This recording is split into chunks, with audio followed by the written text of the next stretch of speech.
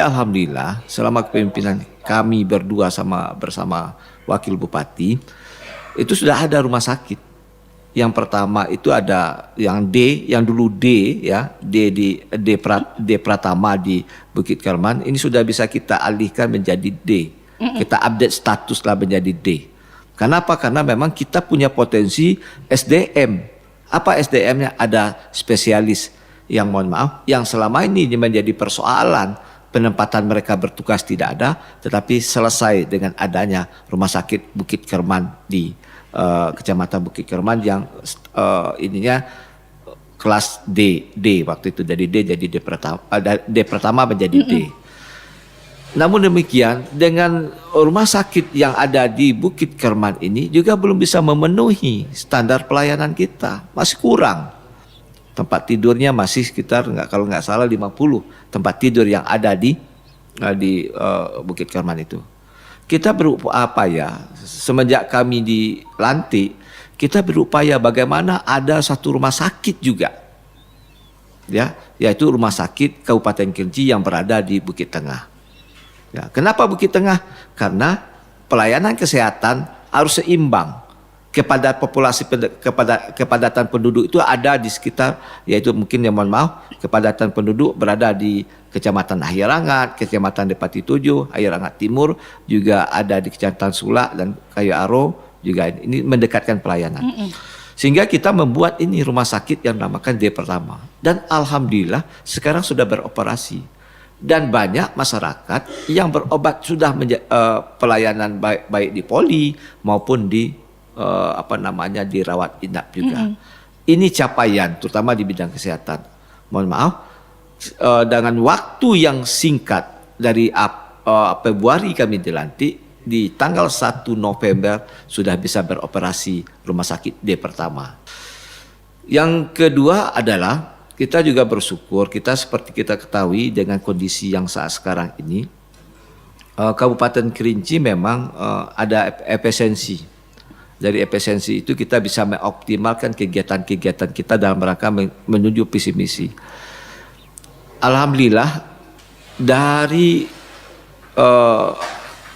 artinya ada efisiensi itu tadi, artinya pembiayaan kita terbatas.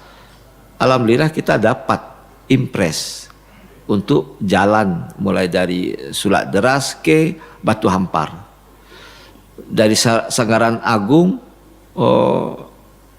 ke Talang Kumulun. Nah, ini yang menjadi capaian kita. Di samping hal-hal yang lain yang kita mungkin tidak memerlukan biaya yang sangat tinggi, tetapi ini bisa kita inikan akses.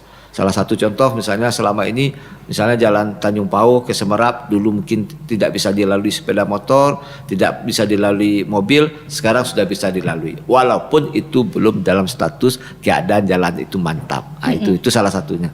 Begitu juga tempat-tempat yang lain, misalnya contoh misalnya di Renah Pemetik. Dulu tidak bisa begitu lancar, tetapi sekarang dengan adanya bisa lancar. Dan insya Allah di 2026 ini kita lakukan.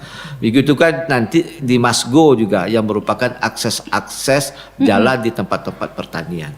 Nah, itu capaian-capaian yang bisa kita syukuri dalam waktu yang 1 tahun ini. Yang menjadi tantangan terberat seperti yaitu kemampuan keuangan daerah kita.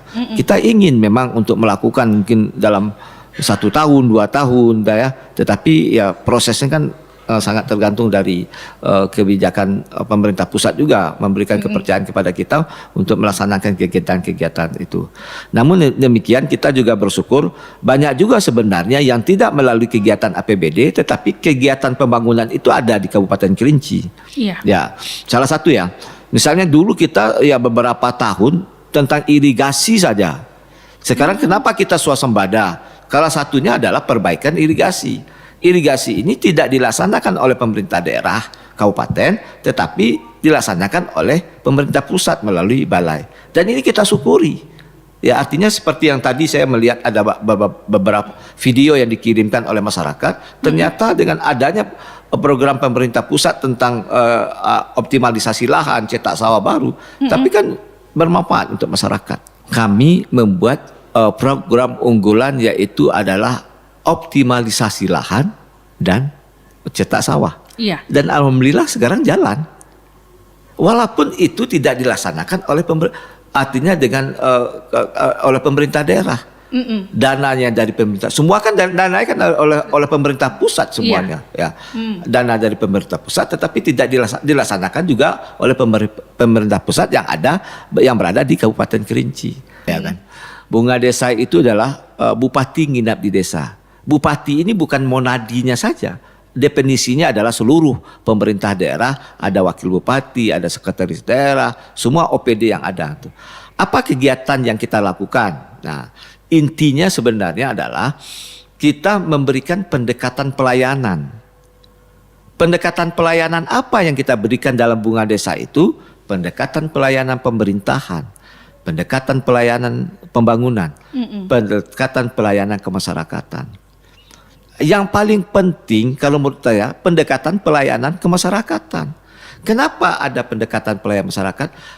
Mereka merasa dihargai dengan kehadiran OPD, bupati, wakil bupati hadir di tengah desa mereka yang selama ini aksesnya jauh kepada masyarakat Kabupaten Kerinci. Berikan kami dukungan, mudah-mudahan kami amanah yang diberikan ini baru 1 tahun, mudah-mudahan bisa memperbaiki dan tolong silakan memberikan masukan dan kritikan supaya apa yang kami lakukan ini juga selama 5 tahun ini bisa bermanfaat untuk masyarakat.